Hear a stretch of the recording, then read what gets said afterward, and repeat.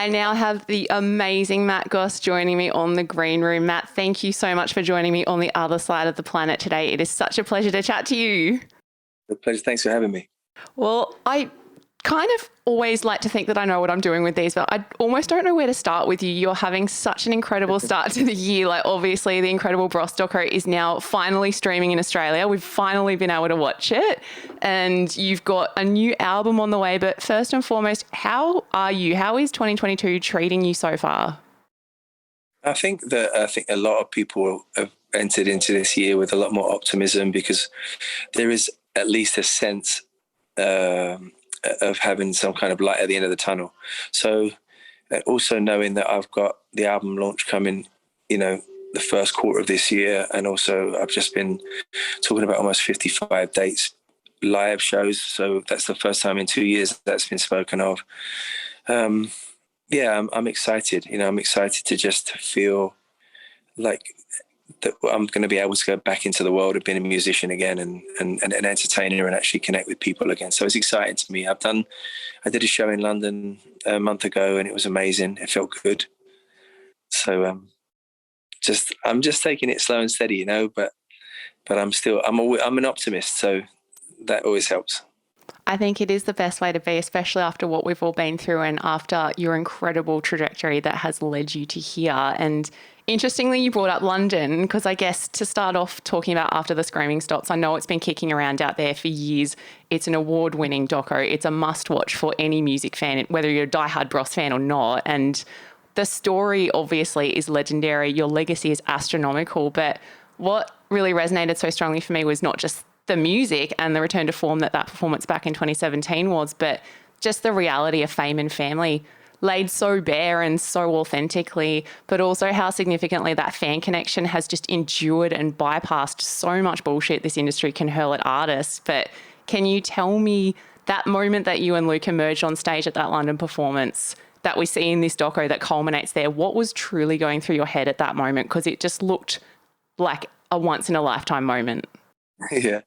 It was, well, thank you. So eloquently put. But the reality of that documentary leading up to that live show, there was such a tremendous amount of pain and a tremendous amount of two different languages that were just, I didn't know his language and he didn't know mine. And then we didn't know each other's level of pain. It was just like doing therapy in front of the world, and it was so raw. It was so uncomfortable to watch that documentary for the first time. But what gave me great solace in some ways was just that people would constantly come up to me and say, "We're not the only family that's dysfunctional." It was. We kind of let people know that we was just as dysfunctional as anybody else. And I think it felt like at times an impossible gig. I wish we'd done it sooner. But standing underneath that stage before we went out to 22,000 plus people for a couple of nights and having sold it out in 7 seconds was surreal. And just to have that raw and that anticipation of the production that we had a very big production on that show. We had over 150 people filming it and part of it. And it was just epic. And I think that's what Bros does at its best, really. We've always created massive moments and we've always created mayhem. And I think that's what that night was. It was an organized madness. And when we came through the bottom of the stage, it was just game on, really. It was just like having my brother back on stage with me after doing 27 years of shows without him. It just was, as you said, it was a once in a lifetime thing. But luckily we both agreed that we will never leave the band and we want to tour again, if not this year, definitely next year. Oh, that's a little bit of goosebump moments just for me there. That's very exciting to hear, and it's amazing to see how much you guys got out of it, but obviously for the fans as well. And as you mentioned, like obviously no family is perfect, but it kind of made me feel a little bit better because it's like it's been a really rough couple of years for all of us, and you do sometimes find yourself thinking, is it just me? Like, are we the only ones that are ripping each other and saying horrible things but not meaning it and, having these misunderstandings? So I'm not happy that you had to go through it publicly, but it really resonated as much as your music did as well. So it's a very, very courageous thing to do, but I'm so glad that it actually ended up being something positive for you guys as well. And hopefully, you know, it's leading to something even more incredible. So I think the family has an uncanny knack of pushing the wrong buttons at the right time. yep. And you know all the buttons. Yeah, and you're just like, and as I said in the film, if anyone else had said that to me, I would have got a baseball bat and knocked their fucking head off. Yep.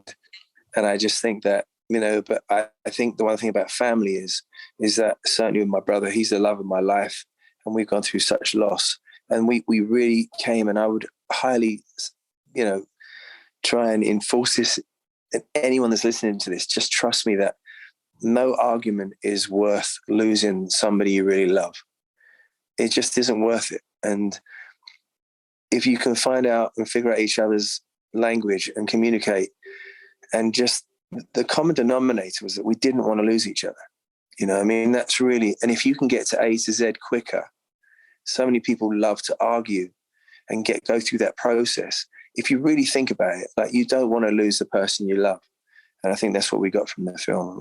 We try, at least try. Not always, it doesn't always work, but we at least try now to get to A to Z, and that is a place of forgiveness and healing. So. And there's so much hope for people who are having those moments and you think it's never going to mend, but to see you guys be able to do it, because you're throwing in a lot of other stresses as well that a lot of us don't have, like the very, very significant trajectory to fame and all of the stresses and all the other personal stuff you had alongside with it. So there's a lot of hope there. So I'm holding out hope for my own family. But with the doco as well, like the fan footage in there just looks like something out of, you know, a movie. It's almost like such a sensationalist thing. There's genuine mania, like people crying, passing out, screaming. And it's not just back in the heyday, it's still happening. And I guess for you guys, there was no slow learning curve for yourself. Like within 6 months, you were globally known. Bros was a phenomenon. But seeing that human connection that you guys maintained with the fans and seeing how generous you and Luke were as well, like you're taking photos and giving hugs and signing body parts the whole time. Like, what do you think is the secret to that enduring legacy and connection? Because you don't honestly see that still happening in this current modern music industry. Yeah, I mean, I think that you're absolutely spot on. I mean, it was just basically more rock and roll back then. I remember watching a film, and there was this, I don't know if you remember it, but there was this maybe 10-second clip of just this stream of human beings running at full speed past the camera. And even I thought, when's this stream of people going to stop? And it didn't stop. And it was extraordinary in a lot of the clips. There was a brilliant answer from a fan in Australia that said, I think the journalist said, "What would you say if I hadn't have heard of Bros yesterday?" And the fan immediately said, I would say that you were born yesterday." That moment, oh my God, like the most eloquent way to put it. That was perfection. And it came out of her mouth as it was a perfect answer. Like, better than any answer I've ever given. And but I think that to answer your question about connection, I think it is simply that. I live in a place of wonderment. I've often wondered why, you know, that there was interest in my life or my brother's life, or you become famous and you become this person that people really, you know, in some ways understand and know and feel very familiar with. I've always felt that as a position of privilege. So for me, knowing that just me going on my live Instagrams and connecting with people that were going through I made a promise to my fans and people, frankly, that were not fans of mine as well, that would come on my Instagram. Just a familiar face which is, guess, really all I am. Is, you know, it's good to get into a restaurant and connect with people, but it's I realized that it's a real blessing that a familiar face can actually help break down the walls of maybe you know, hopefully, or at least enhance their courage where they can talk about personal things. And a familiar face like mine did that 300 times over COVID. I got to see their families, their kids, their boyfriends, their husbands, their wives. And I got to have a true understanding of what people were going through during COVID. And that was the reason I decided to make a new record, because I think if you live in a place where you know that you're privileged, then you can crack on with actually the connection rather than thinking you're above anyone, which I'm certainly not. Well, you give so much in so many ways too. And I mean, it's something to say that you actually have that self-awareness and are using it to good. And the fact that you could turn the gloom of the pandemic to good by creating this new album, like obviously we don't know exactly when yet, but we do have your 5th solo studio album, The Beautiful Unknown, due out this year. We have had a sneak peek with Somewhere to Fall, but you have spoken about in the past with songwriting specifically that sometimes it can be a really quick process and songs can suddenly appear. Is that still the case for you these days? Like, how is a Matt Goss song coming to life these days?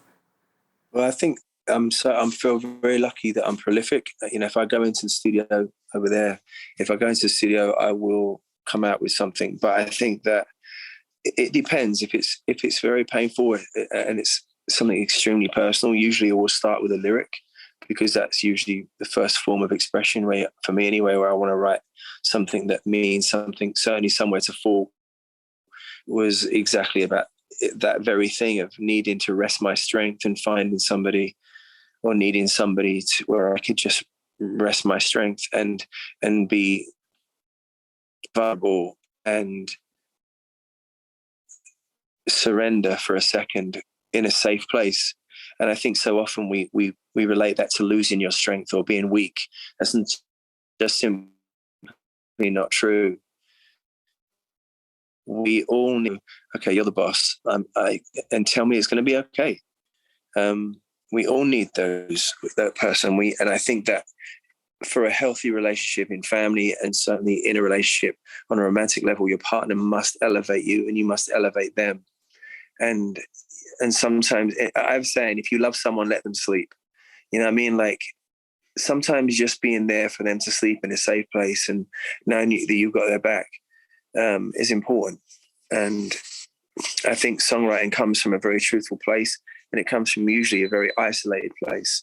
And the beauty for me in writing a song is that somewhere of such isolation will always translate into a very public, mad place. Or when you write a song, like if I was to write a song here or in my studio, just on a piano in complete solitude, and then recently by the second chorus of The Beautiful Unknown at the show I did in London, they're singing it back to me.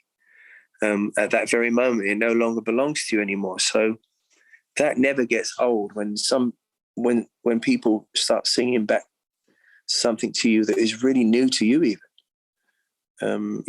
that's when you hand it off and it becomes something much bigger than you.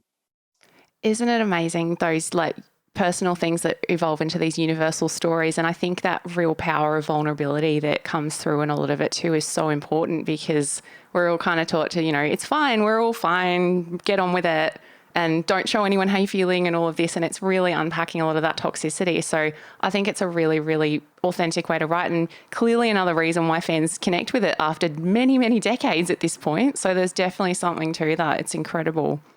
Well, thank you. I think that how can you possibly get to know anybody if they don't call it tripping in love, do they? They call it falling in love. You got to be prepared to break every single bone in your body, but have faith that person will catch you, and whoever that person is. And the longer that you don't divulge the truth to your partner or your friends, or is the longer that you deny yourself of a true friendship or a true love. Perfectly put. And I think I might need you to become my relationship and personal counsel life coach after this. It's so true. Available. Excellent. I just want a cup of tea and biscuits. I don't charge like just 2 cups of tea and biscuits. I'm good. Oh, brilliant. I have both of those. So somehow I'll get them through the Zoom to you. But with a lot of this too, like another really exciting thing is, you mentioned at the start, there are a lot of live shows in the not too distant future. And I have also read some exciting news that Australia is near the top of your list for some of these shows. It obviously will not be the first time you've been here when you can actually get into the country, but can you tell me what the reception was like the last few times you've headed down under? I will say to Australia, and this is probably, I hope this is going to go down right, but I think it's time that Australia opens up a little bit now and starts letting people in. No, but I really do. I think that, I think we're at that point where I've definitely felt the morale in Australia, and I think it's time to just use some common sense now, and with good vaccination laws and regulations in place, I think Australians need a bit of a break. And listen, I'm not being irresponsible when I say that, but not just because I want to come there, but I think there needs to be.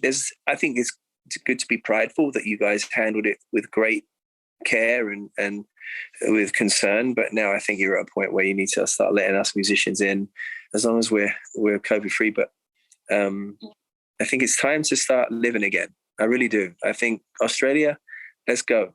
Thank you. And can we yell that from the top of a couple of buildings so that people hear it? Because I think the frustration here is definitely at that fever pitch. But I mean, I think I sense that there's a fatigue in Australia, and I understand if there were not. Well, listen, we're making progress with this thing, and we're understanding it a bit more, and obviously if people are responsible still. But I definitely sense the fatigue in Australia, and I think it's actually kind of heartbreaking, really. I think it's you guys are not robots, you're human beings, and you need to be kind of slightly more considered. And I'm speaking as a foreigner, so I may not have the right to say that, but just as an observation, I think it's time that you start opening up and just that the people are allowed to be sensible and allow the arts to come back to life and enliven one of my favorite countries on this planet. So yes, I tell you what, live music is just something we are so hanging for. So the second we can make this happen, the second we keep yelling this out, we will open the doors for you.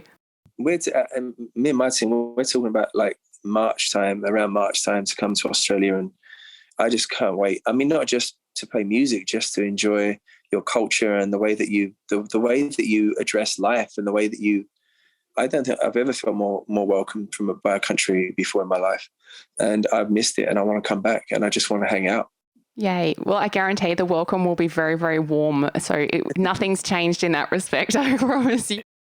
Tell me, you have such an insane amount of live performance experience under your belt, obviously, like both in a band setting and as a solo artist. Like, how do you get gig fit for these like very dynamic and grueling shows? Like, has your prep altered significantly in your solo stuff, or what's the go there?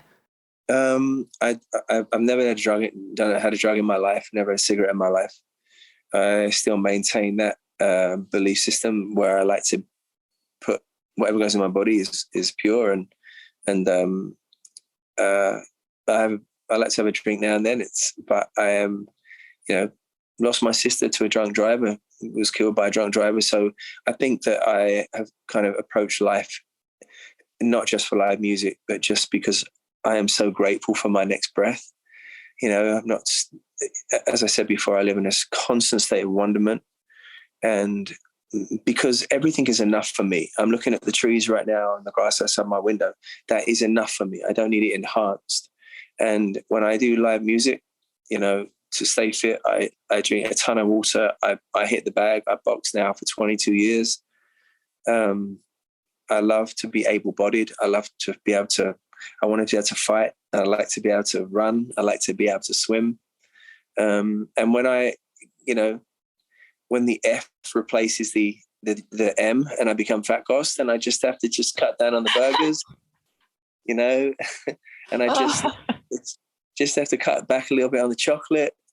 But you know what? All in moderation. I keep myself very, very healthy. But sometimes, COVID had its way with me a little bit, and I had to go up a gene size, and now I'm slowly heading back to my fighting weight again. But we all struggle with it. But just enjoy your life, but just don't abuse it. That's it. It's all moderation. I don't think COVID counts either. I think we all get a free pass with that. So we've reset it now. I definitely have lost my abs, and I have an ab. Hey, it's still an ab legally. I still have an ab, which is good. Yeah, it's better than nothing. I can just about tense my ab now. So yes. Here we go. Well, we're starting at 1. Let's see how many we got by the time you come out here. I'm sure it'll be back to a 9-pack or something by that point. No, I don't think it will be. That guy.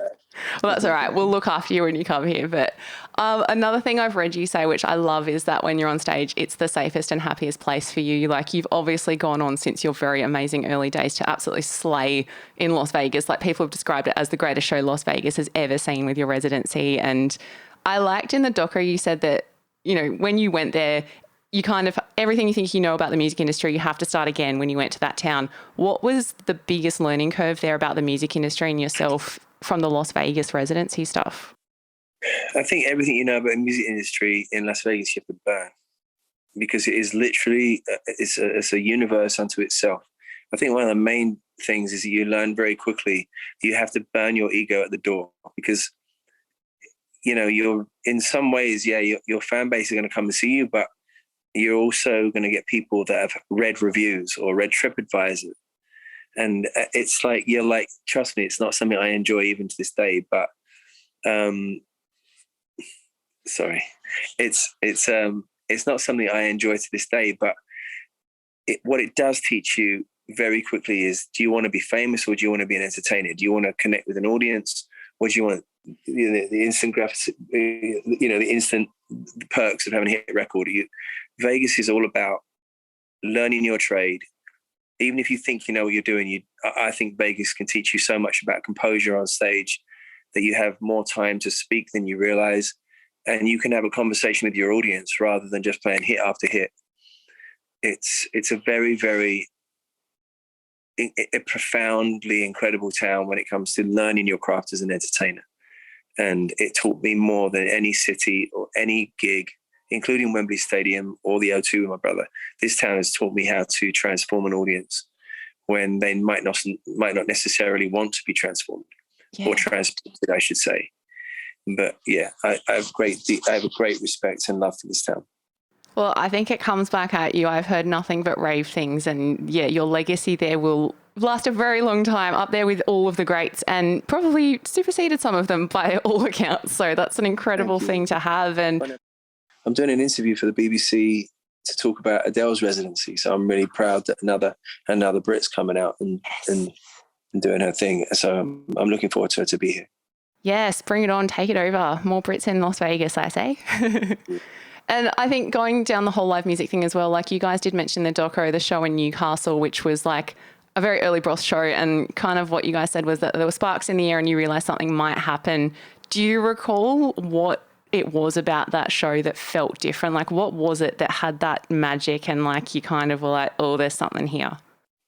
Well, back then the cameras in the TV studios were really big, and they were being knocked over, and you know, cameramen were being crushed, and there was for no good reason. We were just singing "I Owe You Nothing" or "When Will I Be Famous." I forget what song it was, but I remember it was absolute mayhem, and for no good reason.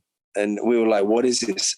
It was just this fever that came over the audience, and also the people that were involved in actually making that special. We had not technically had a hit at that point, but we were being covered by the press, and it was starting to build, and that's where Brosmania actually came about. It was from that show. People said it was comparable to Beatlemania. Not my words. No, and you look at the footage of stuff and you look at what's going on around it, it's absolutely accurate. Like, it's that level of mania, for lack of a better word. There is no better way to put it. Yeah, but that term Brosmania came from that constant reaction, whether we had 11,000 people at a record signing or whether we had the same 10,000 plus people at Sydney Airport. It was like that everywhere. And so there was always a conversation with the police and security wherever we went. There was never a venue we went into where we didn't have to talk to the police first, or even going shopping. It was like very strange. And in some ways, I mean, it's not as mad as that, but certainly when we come into the airport, it's still pretty mad in many places. It's very rock and roll to have to talk to the cops before you go shopping. I think that's a bit badass, personally. It was rock and roll, and that's what I said earlier, and that's what I think. That's you don't join a band to not experience that stuff. So that's why I'm always grateful for Bros, because it gave us some of the most rock and roll moments of my life, and continues to do so, honestly. Yeah, I love that. And I guess another factor that you kind of touched on there was obviously the huge press and media attention you guys got from a very, from day one essentially that permeated. And there was a lot of stuff going on. Like people talk these days about the tidal waves of media attention and social media, but you guys were surfing like that wave of intense scrutiny and speculation and everything in between. And probably at a time when there weren't many avenues to defend yourselves or kind of support yourselves or be able to speak out. And I guess it's interesting to ask you, what is some advice that you wish you'd been told in those days, and potentially some thoughts you'd offer to younger musicians who were starting out today and battling a different version, but their own version of potentially what you guys went through at the time? First and foremost, back then you didn't have social media, so you were always at the mercy of a headline. So if somebody said anything about you, and I mean anything about you, it was considered to be the truth.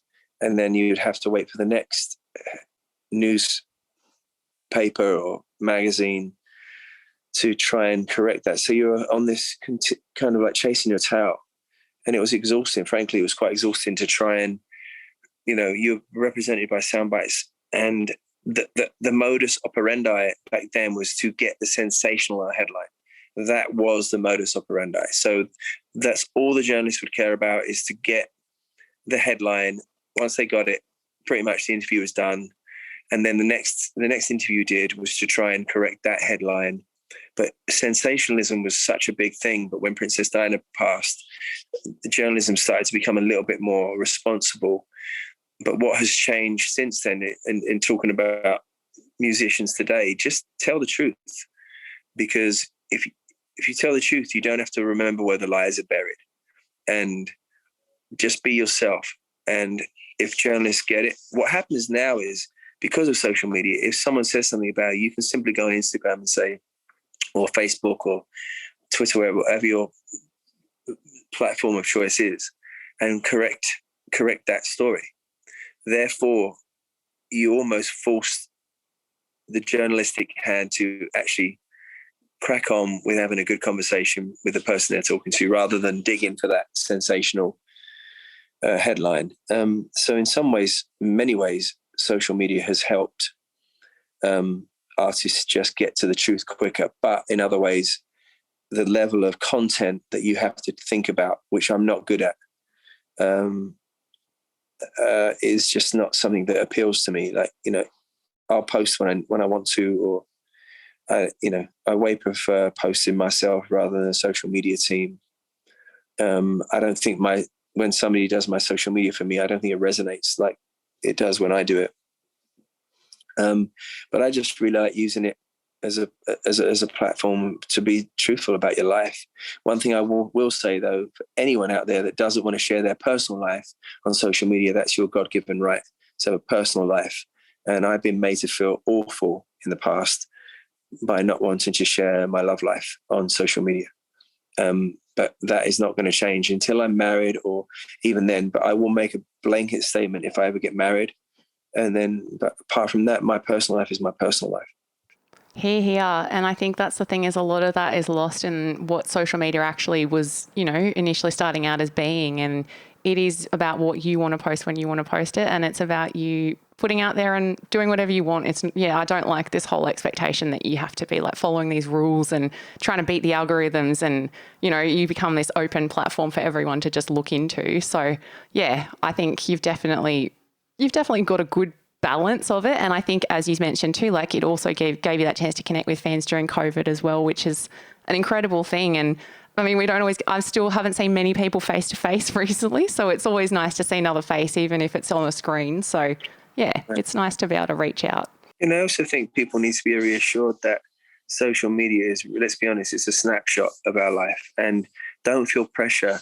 Do not feel pressure to just put the good stuff up. If you're feeling something, put it up. If really is something that can, because those moments can really help people too. And that's one thing I learned talking to many, many strangers as well, is that they just wanted to be heard. And it can be used for something that's very honest. It doesn't just have to be the perception that everything's great. If you're having a crap day, then say I'm having a crap day. If that resonates with you. If not, then just use it for the good. It doesn't have to be one thing.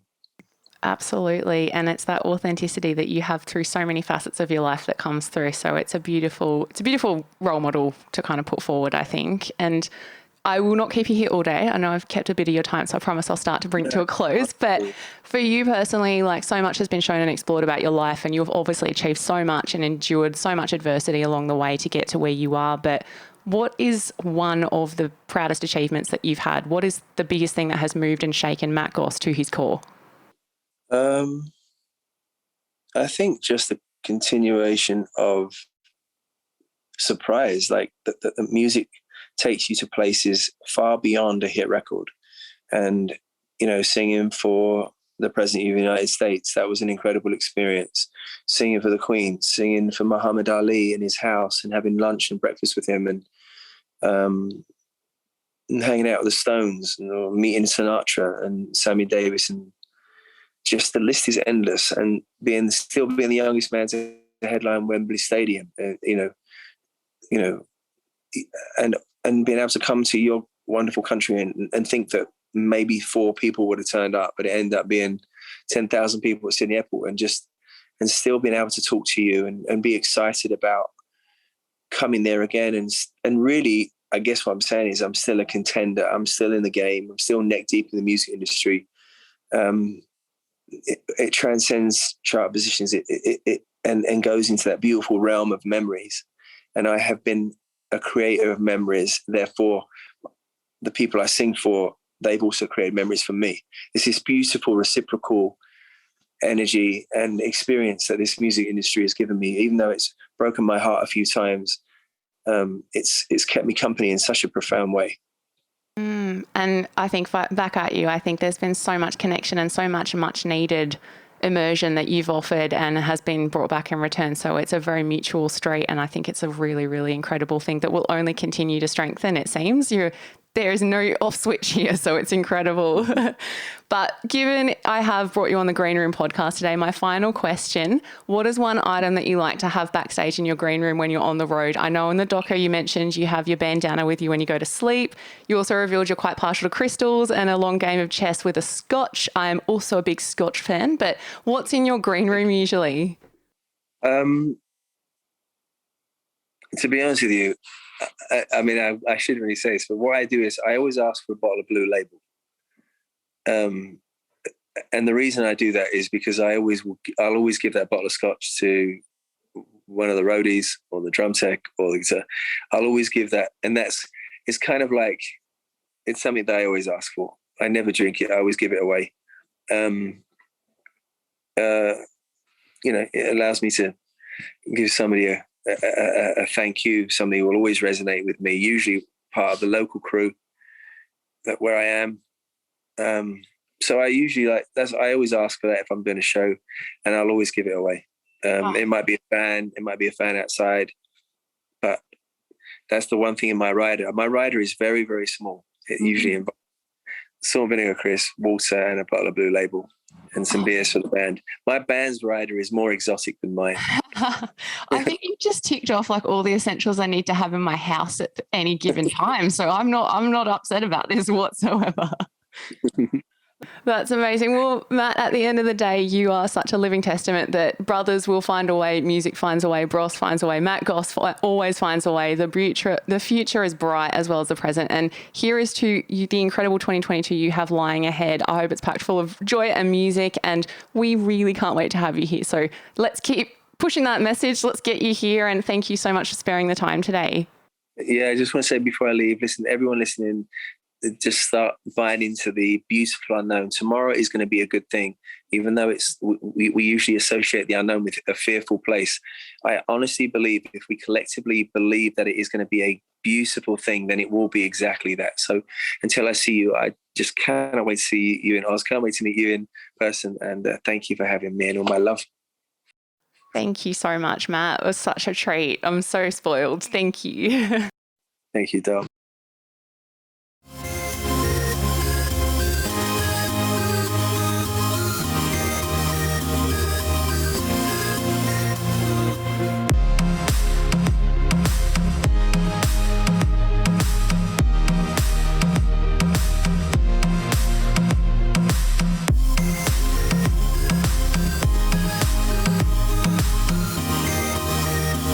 Green Room with Tiana Speeder is a euphony podcast, created by Craig Treweek, produced by Tiana Speeder and Andrew Mast, hosted by Tiana Speeder, recorded, edited, and engineered by Zig Parker. Music by Zig Parker.